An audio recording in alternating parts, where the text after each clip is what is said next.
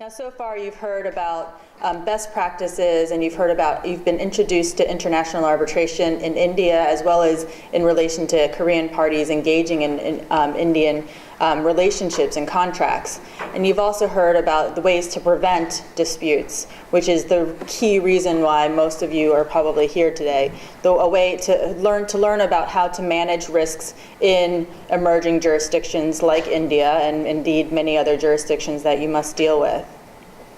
여러 베스트 프랙티스에 관해서 여러분들 강의를 들으셨고요. 그리고 인도에서의 국제 중재, 그리고 인도에 진출해 있는 많은 한국 기업들이 직면하게 될 문제들, 분쟁을 어떻게 예방해야 되는지, 리스크를 어떻게 관리해야 되는지, 인도 관할, 그리고 해외 관할에서 이런 문제들에 대해서 지금 살펴보았는데요. And then you've heard about how to draft arbitration clauses, which is really the key to managing your dispute once it arises.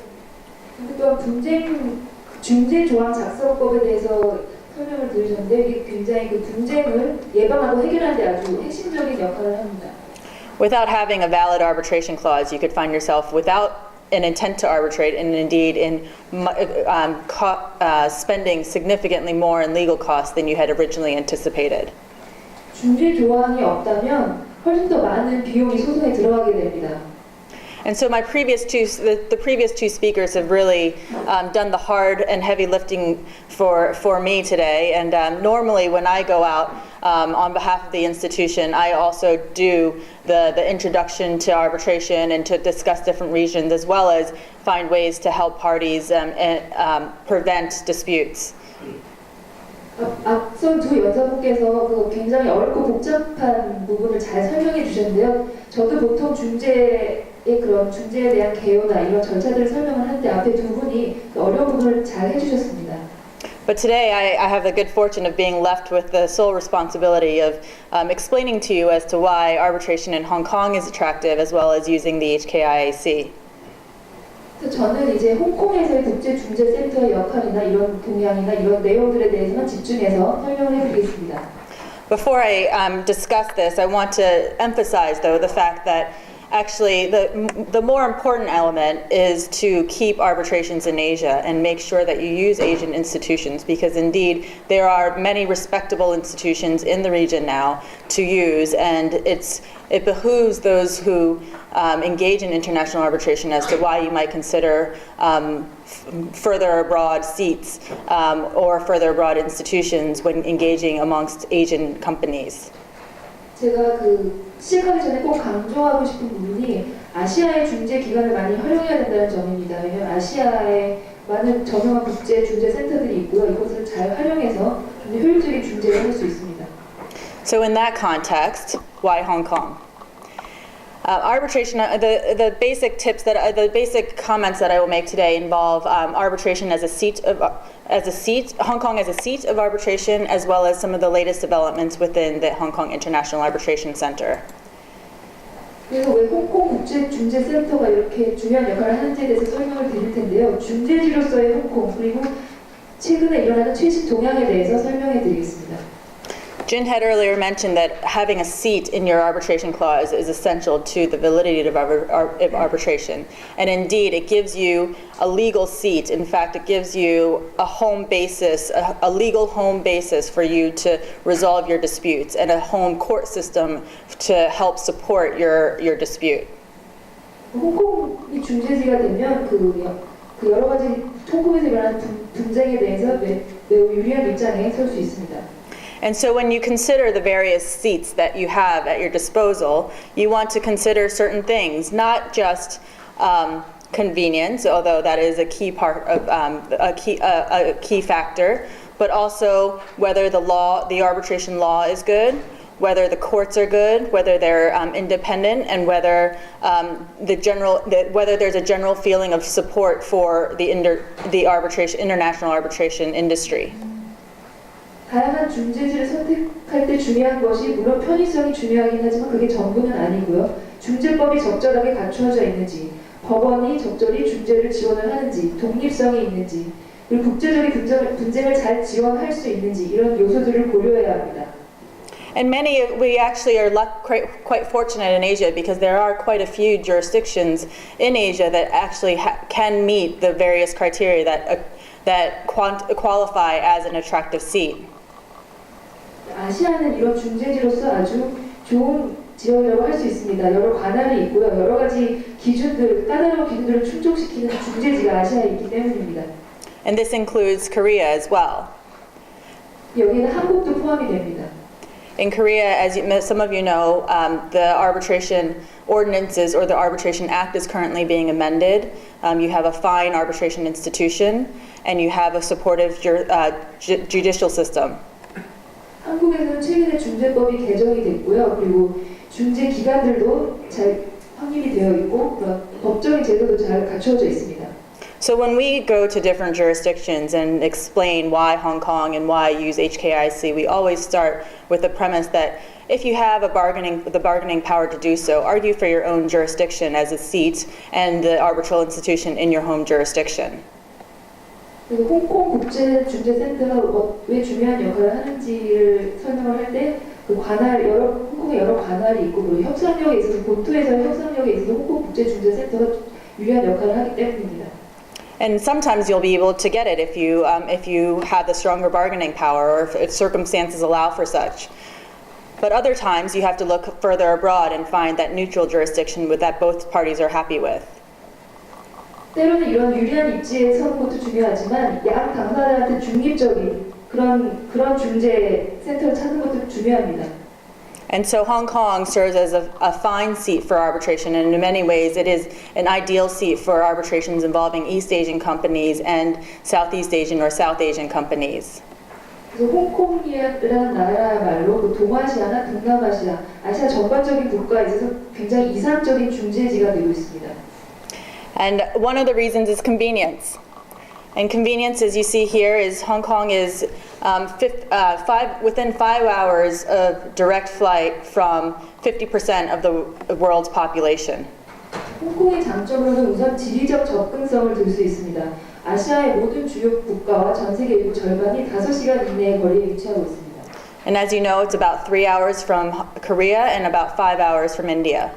한국에서는 3시간 걸려서 홍콩에 갈 수 있고요. 인도에서 5시간밖에 걸리지 않습니다. Another thing that seats offer are a body of expertise. And Hong Kong has one of the deepest pools of expertise in the Asian region. 또 하나의 홍콩의 장점으로는 전문성을 들 수 있습니다. 아시아 지역에서 전문가 풀이 가장 다양한 나라이기도 합니다. And why is that important? It's important because it allows for all the supportive industries to be in one place for your arbitration hearing once you have it. And so you can have accountants, and here's a list of all the various professionals that we have in Hong Kong available at your disposal. We have 3 arbitration institutions. The ICC has housed its Asia office in Hong Kong. CTAC, the Chinese International Economic Trade and Arbitration Commission, is based in Hong Kong, and of course the flagship institution, HKIAC, is in Hong Kong. So you have many institutions to choose from, as well as, of course, ad hoc arbitration. 이렇게 전문가 풀이 다양하다는 것은 여러 관련 산업을 한 곳에 집중시켜서 중재 심리를 진행시킬 수 있기 때문에 매우 중요한 장점입니다. 홍콩에는 3개의 국제 중재 기구가 있고요. 그리고 여러 전문가들, 엔지니어, 회계사 포함 여러 전문가들이 상주해 있습니다. And as well, you have approximately 1,700 members of this Chartered Institute of Arbitrators. And this is an institution that actually trains individuals to become arbitrators. And there are different tiers of membership for the Chartered Institute of Arbitrators. It is originally a branch founded in London, but indeed the East Asia branch, which was founded in Hong Kong, is the largest member base in all of its branches. 또한 1,700명의 CIARB 회원이 있는데요. 이것은 중재인 협회로서 중재인을 양성하는 그런 협회입니다. 원래 런던에 본사가 있는데 동아시아 브랜치는 홍콩에 위치하고 있습니다. And this is a great indicator as to the diverse and the deep pool of arbitrators that you have to choose from right within your immediate reach. 그래서 홍콩에서는 이렇게 다양한 중재 전문가를 양성하고 있기 때문에 많은 중재자를 만나볼 수 있습니다. And of course, you have 7,500 surveyors and many engineers and accountants, and they all support the various elements of your arbitration hearing. For example, if you need experts for damages, or if you need certain issues handled by experts, you have these individuals at your disposal. 또 7,500명의 감정인이 있고 다수의 엔지니어 회계사가 있기 때문에 특정 분야에서 문제가 발생했을 때 이런 각 전문가들이 지원을 할 수 있습니다. And then you have the arbitration ordinance. As I mentioned, the Korean Arbitration Act is currently being amended, and actually recently Hong Kong had revised its own arbitration ordinance in 2011. 또 홍콩 중재법이 있는데요. 제가 아까 한국에서도 중재법이 개정이 됐다고 말씀드렸는데 홍콩 중재법도 2011년에 개정이 되었습니다. And in fact, Hong Kong is the first jurisdiction in Asia to have adopted the UNCITRAL model law, which is one of the first jurisdictions to have adopted the UNCITRAL model law in Asia. And in fact, Asia has one of the highest concentrations of UNCITRAL model law jurisdictions. 홍콩은 아시아 국가 중에 최초로 언시트럴 모델 표준 규칙을 도입한 나라입니다. 아시아는 이 언시트럴 모델 규칙에 기반한 국가들이 전 세계적으로 아주 많은 그 지역입니다. And the reason that this is important is because it gives familiarity to parties in relation to knowing what to expect when engaging in an arbitration in a certain seat. By having the UNCITRAL model law serve as the foundation to your arbitral seat, you have a certain level of familiarity as to what to expect out of that. 이렇게 언시트럴 모델 러를 표준 규칙을 도입하게 되면 그 중재지에서 사용자 편의를 제공하기 때문에 매우 유용합니다. Some jurisdictions have applied the UNCITRAL model law only to international disputes seated in that particular seat. And in Hong Kong, until 2011, we had done the same. However, in 2011, we thought in order to make our arbitration ordinance more user-friendly, as well as to bring more familiarity to our domestic users as well, we thought it would be important to unify the regime and apply the UNCITRAL model law to both domestic and international disputes. 일부 국가에서는 국제 분쟁의 경우에만 이 언시트럴 모델 러를 채택을 하고 있는데요. 홍콩도 2011년까지는 그렇게 해왔습니다. 하지만 2011년부터는 좀 더 사용자 편의성을 높이고 또 사용자에게 친숙하게 다가가기 위해서 국내 분쟁에도 이것을 도입하게 되었습니다. And what this really does is that it not only makes domestic law firms and lawyers more familiar with the UNCITRAL model law, but it allows for more individuals within Hong Kong to be able to facilitate an arbitration within that seat. 그래서 이 규칙을 도입하게 되면 사용자들이 좀 더 친숙하게 이 규칙에 다가갈 수 있기 때문만이 아니라 이 중재지에서 중재를 더 효율적으로 수행할 수 있게 됩니다. And many jurisdictions that have adopted the UNCITRAL model law will also localize it and tailor it so that it works for its particular jurisdiction. For example, we have amended the UNCITRAL model law under certain provisions. For example, and this is something that existed under the previous edition of our arbitration ordinance, which is that while the default for parties who can't decide as to the number of arbitrators or who the arbitrators are is the courts, under the Hong Kong Arbitration Ordinance, this statutory appointing authority is granted to the Hong Kong International Arbitration Center. 그래서 일부 국가에서는 이런 언시트럴 표준 규칙을 그대로 적용하는 것이 아니라 현지화시킨 경우도 있는데 홍콩도 그런 부분이 있습니다. 이 언시트럴 모델 표준을 개정을 시켜서 예를 들어서 그런 중재인 수나 중재인 지정에 관한 그런 기본적인 사항이 규정되지 않았을 경우에는 법원이 정하도록 한다는 게 기본인데 홍콩에서는 홍콩 국제중재센터가 이것을 지정할 수 있도록 했습니다. And we've also tailored our 2011 arbitration ordinance to reflect some of the policy highlights that the government wanted to emphasize, including the duty of confidentiality. And by that, I mean that the Hong Kong government decided it was that important, that arbitration is important, that confidentiality is important in arbitration, such that it should have a statutory duty of confidentiality. 그리고 또한 2011년 홍콩 중재법 개정 사항에서는 비밀 유지를 굉장히 강조하고 있는데요. 정부가 이런 비밀 유지가 굉장히 중요하기 때문에 이것을 입법화해야 된다는 그런 태도였기 때문에 이것을 반영을 시킨 것입니다. We've also tailored it to allow for the Med-R process, the mediation process.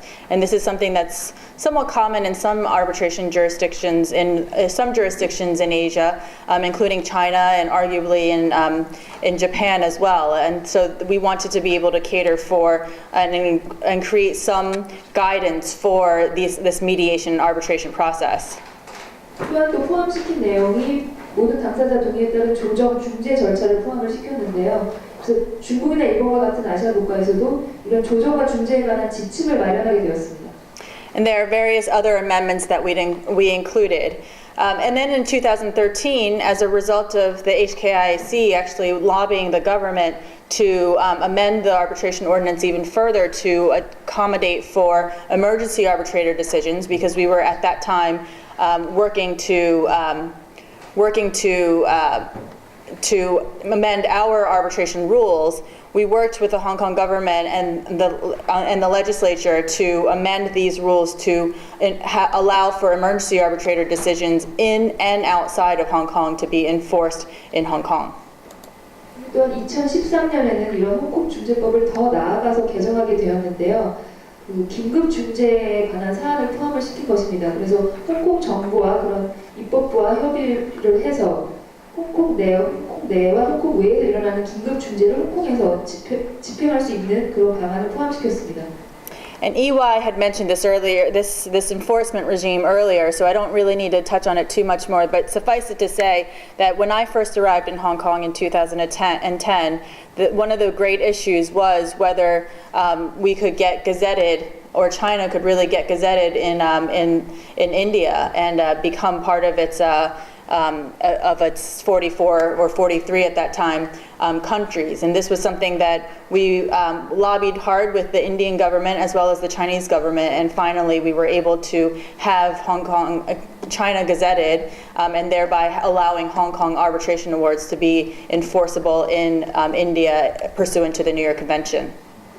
제가 2010년에 처음 홍콩에 왔을 때 가장 중요했던 게 그런 집행에 관한 문제에서 인도 관보에 게시되는 문제였는데요. 그래서 인도 정부와 중국 정부의 로비 활동을 굉장히 열심히 했습니다. 그래서 결국 중국을 2012년 인도 법무부가 관보에 게재함에 따라서 이제 홍콩의 분쟁 문제는 집행이 가능하게 되었습니다.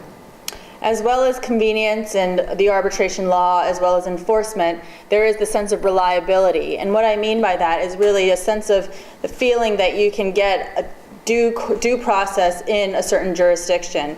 And when we discuss that in the context of Hong Kong, we often refer to the independent legal system, the basic law that exists that creates the declaration between the Constitution, really, between Hong Kong and China, as well as our judicial independence. This is one of the key linchpins to the success of Hong Kong as a city-state, as well as an arbitration seat. 또한 신뢰성이 굉장히 중요한데요. 독립적인 그런 사법부를 갖췄다는 것이 굉장히 중요합니다. 그래서 홍콩이나 중국에 있어서 이런 사법부의 독립성이 매우 중요하다고 할 수 있습니다. Indeed, if you look at the World Economic Forum Judicial Independence Index that was reported in 2013-2014, you'll see that Hong Kong ranked 4th out of 148 countries in terms of the independence of, in terms of their index for judicial independence. 세계 경제 포럼의 2014 국가 경쟁력 보고서에 발표된 사법부 독립 지수에서 홍콩은 148개 국가 중에서 4위를 차지했습니다. And I personally think that one of the key reasons why this is true is because Hong Kong's Court of Final Appeal, which is its highest court in its land, has within it a group of non-permanent judges, 12 non-permanent judges from other Commonwealth systems who sit on every case that hits the Court of Final Appeal, the highest court in Hong Kong. 이유는 홍콩에서는 그런 대법원에서 최고위 법원에서 비상임 판사가 판결을 내리기 때문이라고 생각을 합니다. And so these individuals sit on a rotating basis. They come in once a month. We have Lord Hoffman, Jim Spiegelman, we have Lord Millett, many eminent judges from Commonwealth jurisdictions, specifically Australia and traditionally and specifically Australia and the UK, who come to sit on a rotating basis on our highest court in the land. 홍콩의 최고 법원에 항상 그 여러 나라에서 저명한 판사들이 옵니다. 호주나 영국에서 한 달에 한 번씩 로테이션을 해가면서 판결을 내리기 때문에 이런 사법부의 독립성이 유지될 수 있었다고 생각합니다.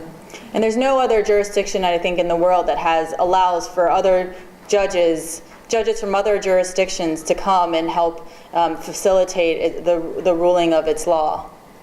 다른 국가에서는 이러한 현상을 보기 힘들다고 생각을 하는데요. 최고의 법원에 이런 다른 나라 판사들을 영입하는 것이 흔한 일은 아니라고 생각합니다. And so moving on specifically to the Hong Kong International Arbitration Center. We've been around for almost 30 years. We're celebrating our 30th anniversary next year. And we're one of the earlier entrants in the regional arbitration institution arena. In fact, the Global Arbitration Review said that regional arbitration institution really began with the HKIAC in its latest report on regional arbitration institutions.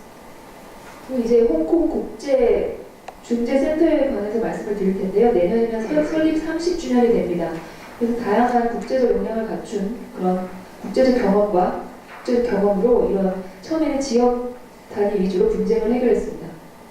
We're a non-profit organization that's limited by guarantee, and we are an independent organization free from any support from any other outside body.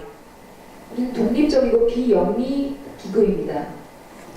We have a board of directors, or really a council, a board of directors of about 25 people and eminent practitioners from both within Hong Kong and beyond. And they are practitioners, arbitrators, in-house counsel. We have a varied group of arbitration related practitioners.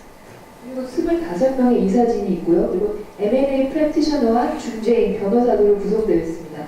And we have an arbitration secretariat that is approximately 21 persons. When I first started about 4 years ago, we had 14 people, and so we've grown quite a bit in the last 4 years to accommodate for our growing caseload. 그리고 중재사무국이 있는데요. 4년 전에 처음 발족할 때만 해도 14명으로 시작했는데 지금은 21명이 있습니다. And we have lawyers from different backgrounds, including civil law background, common law background. We have multiple languages available at our disposal. And in fact, three of our employees are not based in Hong Kong. So we have someone based in China. We have, of course, our official Seoul office at the Seoul IDRC. And we have a consultant that's based in Latin America. 그리고 또한 그 변호사들도 여러 분야의 전문가들을 가지고 있습니다. 관습법 전문 변호사, 성문법 전문 변호사가 있고요. 다국적 언어를 사용 능력이 있고요. 그리고 홍콩에만 있는 것이 아니라 중국이나 서울, 남미에도 주둔해 있습니다. So, and we have 2 Korean counsel, and specifically we have 1 Indian counsel who's actually today in India doing a very similar kind of event there. 2분의 한국 변호사도 계시고요. 1분의 인도 변호사는 인도에서 이런 관련 활동을 하고 계십니다. So the importance of having this diverse group of individuals within a secretariat is it allows for us to all have an understanding as to what's going on in each of these jurisdictions. And so every time we go out, we report back to the central office and we have a centralized database of our meeting notes to really understand what the world is looking like and to be able to advise parties as to what is really happening on the ground in these jurisdictions. 이렇게 다양한 전문가가 중재사무국에 있다는 것은 매우 중요한데요. 여러 분야에서의 활동을 항상 보고를 해서 데이터베이스화하기 때문에 더 효율적으로 자문을 줄 수가 있는 것입니다. Another unique feature about the HKIAC is actually we're a bit of a misnomer in that despite the fact that we're called the Hong Kong International Arbitration Center, we actually handle mediations. We have a mediation council under the umbrella of HKIAC. We also handle domain name disputes, as well as adjudications and other forms of dispute resolution mechanisms. 홍콩 국제중재센터에서는 조정이나 도메인 분쟁에 있어서도 관리자 역할을 하고 있습니다.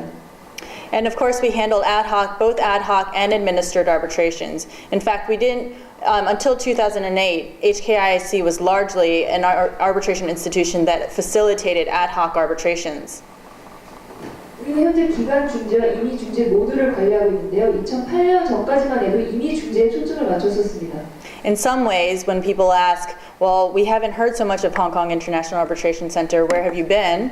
One of the reasons is because we didn't have a specific product to sell. We didn't have our own set of institutional arbitration rules until 2008. 그래서 이 과거에는 그 HKIAC에서 잘 들어보지 못했는데요. 이런 말을 하실 수가 있을 텐데요. 왜냐하면 2008년까지만 해도 우리의 그 고유적인 독자적인 국제 중재 그런 법이 규정이 안 돼 있었기 때문입니다.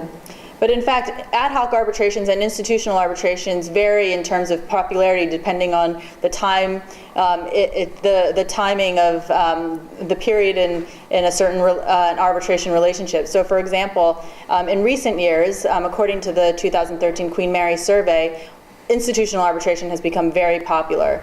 Approximately 85% of users will find more comfort in institutional arbitration. 기간 중재를 선택할 것이냐, 임의 중재를 선택할 것이냐는 굉장히 그 시기에 따라 달라지는데요. 최근 2013년 한 설문조사에 따르면 85%가 기간 중재를 더 효과적이라고 생각을 해서 선호한다는 그런 결과가 나왔습니다. However, ad hoc arbitration is still very much used in many contexts, especially in certain industries such as construction, as well as maritime, and also in larger disputes involving states. Ad hoc arbitration is oftentimes the preferred method because if you have sophisticated parties, you don't necessarily need the assistance or the facilitation of an arbitration institution to help you through the process. 하지만 임의 중재도 여전히 유용하게 사용이 되고 있습니다. 특히 뭐 건설이나 해양 분야에서 많이 사용이 되고 있고요. 그리고 주 단위 분쟁이라든지 좀 그 선진화된 그런 국가에서는 임의 중재를 더 선호하고 있습니다. And I know I'm running out of time a little bit, so I want to focus more about our rules, our 2013 rules that we just revised last year, and that will. So we have, before I get into that, arbitration selection. Some people ask us, oh, how many people do you have in your pool of arbitrators? And the answer is, we have an open pool. That's the short answer, because parties can choose whoever they want for an arbitration at the HKIAC, and oftentimes they will, and sometimes even the HKIAC will, if there's an arbitration requiring a specific area of expertise and that person happens to not be on our panel, we will go out and find that person and appoint them as the case requires. However, generally speaking, we are able to find the arbitrators from our panel and our list. We have a panel of approximately 300 arbitrators and a list of approximately 100 arbitrators. And we have a searchable database on our website that looks for practice location. You can search based on practice location, expertise, nationality, and language. 그리고 이제 시간이 별로 없기 때문에 2013년 개정법에 대해서 좀 더 말씀을 드릴 텐데요. 일단 중재자 수에 관해서 생각해보자면 그 오픈풀이라고 할 수 있습니다. 그러니까 분쟁 당사자가 직접 중재자를 선택을 할 수가 있고요. 그리고 HKIAC에서도 직접 관련 분야 전문가를 찾게 되면 선임을 할 수 있습니다. 우리 그 패널 300명의 그 중재자 패널이 있고요. 100명의 리스트가 있습니다. 그래서 데이터베이스화 되어 있기 때문에 각각의 그 활동 분야나 그런 전문 분야, 언어 이런 것을 고려해서 중재자를 지정합니다. And some people sometimes ask us what the difference is between the panel of arbitrators as well as the list of arbitrators. And really the difference is we established a list of arbitrators a few years ago to help bring up the next generation of arbitrators in Asia, and really to allow for either senior practitioners who have not had the opportunity to serve as arbitrator in the arbitrator role that often, or younger practitioners who are looking for their first case. If there's either a small enough dispute or a simple enough breach of contract kind of dispute, sometimes the case can warrant a more junior arbitrator. And so we wanted to allow for a database of individuals who can have that opportunity. 패널 중재자와 리스트 중재자가 지금 구별이 되어 있는데요. 차이점이 뭐냐고 물으신다면 그 리스트 중재자 리스트는 몇 년 전에 작성이 된 것인데요. 예를 들어서 시니어 프랙티셔너 중에서 그 중재자 경험이 없는 경우에 중재인으로 활동하게 할 수 있고요. 그리고 좀 더 젊은 주니어 중에서도 처음 그 중재자를 경험하고 싶어하는 그런 분들이 있을 때 단순 분쟁이나 그런 아주 소규모 분쟁에 있어서 중재자 역할을 경험하게 하기 위해서 이런 리스트를 작성한 것입니다.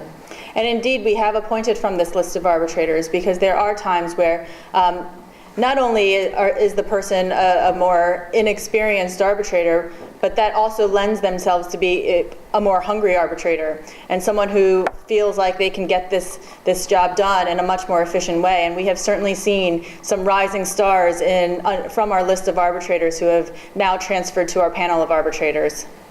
그래서 이런 리스트 중재자를 선임을 하게 되면 경험이 없기 때문에 오히려 더 의욕이 넘치고 열심히 하려고 하기 때문에 그 능력을 훨씬 더 향상시킬 수가 있습니다. 그래서 리스트 중재자다가 패널 중재자로 올라간 사람들도 많이 있습니다. So right, in the remaining minutes, I'm going to give you a brief overview as to our 2013 arbitration rules, and you have a copy of them in your packet. 이제 남은 시간 동안에는 2013년 HKIH 중재 규칙에 대해서 설명하겠습니다. So as I mentioned, we established our first set of institutional rules in September 2008 as a result of the demand for a set of institutional rules from the HKIAC. 그래서 처음에 중재 규칙을 도입한 것이 2008년 9월 1일입니다. And we've seen approximately 20 to 40% growth year on year in the last 5 years, and we thought that and then looking through the 5 years and looking through our caseload, we thought that our rules were working well, but in the course of these 5 years, there were certain trends that had evolved that we thought would be worth revisiting our rules. And so we had started the revision process in 2012 and finally revised and finally came out with our rules last November 2013. 그래서 5년 동안 매해 20에서 40%의 개선이 이루어졌기 때문에 규칙이 효율적으로 잘 수행되고 있구나라고 볼 수가 있었는데요. 또한 이 5년간의 트렌드를 분석을 해보니까 개정해야 될 부분도 필요하다는 것을 볼 수가 있었습니다. 그래서 2012년부터 개정 작업을 개시를 했고요. 2013년 11월 1일에 개정 규칙이 발효가 되었습니다.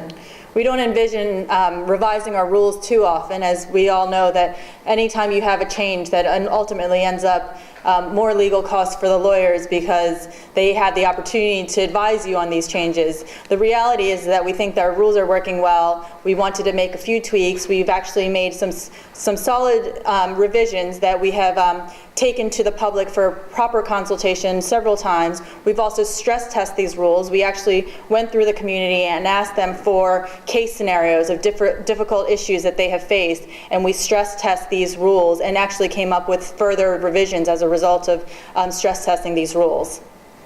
하지만 개정이 너무 자주 이루어지는 것도 좋지 않기 때문에 좀 더 신중하게 개정을 하기 위해서 많은 그 절차를 거쳤습니다. 대중과 컨설테이션도 하고 그리고 케이스 시나리오에 대해서 스트레스 테스트도 실시해서 결국 경과 그 개정 작업을 마칠 수 있었습니다. And our key objectives here were to support party autonomy, of course, with an efficient administrative framework. And really our philosophy is light touch, full service. 개정의 주요 목적은 효율적인 관리의 틀 안에서 분쟁 당사자들의 자율성을 지원하는 것인데요. 이 능력을 감독 및 절차 능력을 개선함과 동시에 항상 낮은 수준으로만 개입하는 것이 우리의 목적입니다. So, for example, our fundamental rules are based on the UNCITRAL model rules, but we've tailored it to enhance it a little bit so that we can better serve our users based on the experiences we have had over the last 5 years. 기본은 언시트럴의 표준 규칙이지만 이것을 약간 우리에 맞게 좀 개정을 시켜서 사용자들이 좀 더 편리하게 사용할 수 있도록 했습니다. We've also had the good benefit of seeing other institutional rules revise their rules in the last in these few years, and have certainly had the benefit of seeing what they've done and seeing what's worked and what's not worked. We've also kept in line our objective of improving the parties' ability to control their own costs. And so I'll give you some of the highlights as to what we've done to that end. And also finally to make it more user-friendly for parties by making the wording more easy to digest for anyone who's being introduced to international arbitration for the first time. 그리고 또 타 주요 중재 규칙이나 국제 중재의 세계적 흐름에 발맞추어서 그런 규칙들의 장점과 단점을 분석을 했고요. 그리고 분쟁 당사자의 비용 조절 능력을 향상시키고 사용자들에게 더 나은 투명성을 제공하기 위해 노력했습니다. And I know I have a few more slides, but I'm going to actually end on this slide because I think this wraps up the key highlights as to our rules. In the first, as I mentioned, we wanted to give the parties ability to control their costs. And we've really done quite a bit of work on making sure that the arbitrators' fees are properly controlled. In any arbitration, you have generally 4 types of costs. The registration fees, if you're engaged in an institutional arbitration, you have the institutional fees, the arbitrator's fees, and then of course the legal costs of the dispute.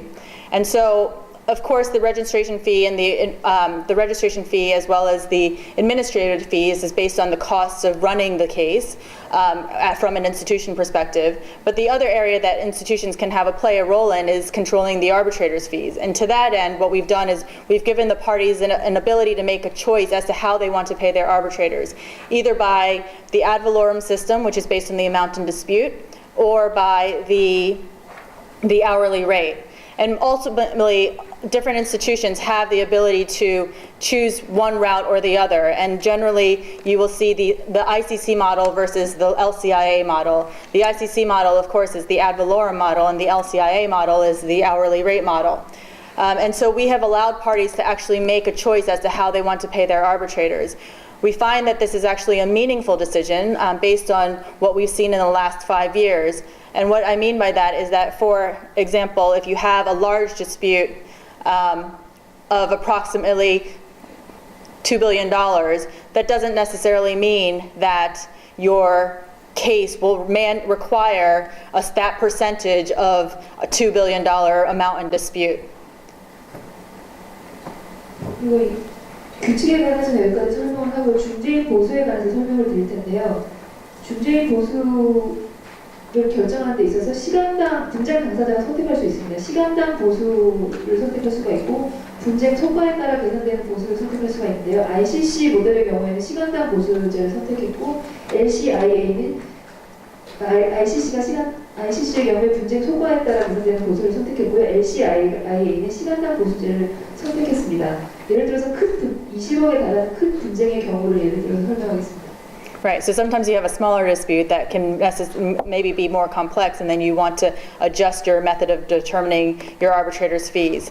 I know I'm running out of time, so I want to just give you a few other highlights. We've also included the HKIC prima facie power to proceed, and this allows parties to at least move their process along, even if there is a question as to jurisdiction, because as long as there's enough of a jurisdiction of the institution to proceed, we will do so and let the tribunal make the final decision on that. Emergency arbitrators is also an area that we've incorporated into our rules by giving parties the ability to have the arbitral process as an injunctive relief mechanism for not necessarily using the courts, although you can also use the courts. Expedited procedure, we've really beefed up the expedited procedure process so that parties, a broader range of individuals can have access to the expedited process. And go ahead. 그 중재 규칙 중에 진행 권한에 관한 내용이 있는데요. 그 중재 판정부 구성 이전에 그 관할권에 대한 이의제기가 있을 때 중재를 진행할지 여부 및 진행 범위에 대해서 규칙에 따른 중재 합의가 있다고 판단할 경우에는 재량으로 중재 진행을 결정할 수 있는 이런 진행 권한이 있고요. 그리고 또한 긴급 중재에 관한 내용이 있는데요. 더 많은 당사자들이 법원을 꼭 거치지 않고, 물론 거쳐도 되지만 꼭 거치지 않고 긴급 중재 절차를 따를 수 있도록 하는 그런 조항입니다. I'm sorry to do this to our interpreter. And the final highlight is the handling complex arbitrations. We really saw that approximately at least 30% of our cases were now more than 2 parties, and so over the years we saw different applications for joinder and consolidation before the tribunal was constituted, and under our previous set of rules, we didn't have the ability to handle these types of applications because the rules didn't allow for it. But actually what we've done is we've really robustly addressed this issue through Articles 27 to 29, which I encourage you to look at because it really helps parties facilitate these issues involving bringing a third party into an arbitration or consolidating two arbitrations, or indeed, if you have a suite of contracts and with multiple arbitration clauses, you can also now have the ability to bring it into one arbitration. And this is a very useful mechanism for many of the complex relationships that you might have. And increasingly, I think this will be the case in many relationships. 보통 30% 이상의 그런 경우가 당사자가 2명 이상이 되게 되는데요. 굉장히 절차가 복잡해지기 때문에 복잡한 중재의 효율적으로 관리할 필요가 있습니다. 그 중재 판정부가 구성되기 전에 추가 당사자의 참여가 있는 경우에 관해서 예전에는 규정이 없었기 때문에 굉장히 그 일을 처리하기가 힘들었는데요. 향후에 이제 27조에서 29조까지 내용을 잘 읽어보시면 이런 복잡한 사항을 어떻게 처리하는지, 그리고 중재 절차를 병합시키는 경우, 그리고 단일 중재를 사용하는 경우, 이런 여러 그런 내용이 있기 때문에 꼭 읽어보시기 바랍니다. And on that note, thank you very much. If you do have any questions, I'm around. And I'm sorry for not being able to speak Korean to help facilitate the process. Thanks very much.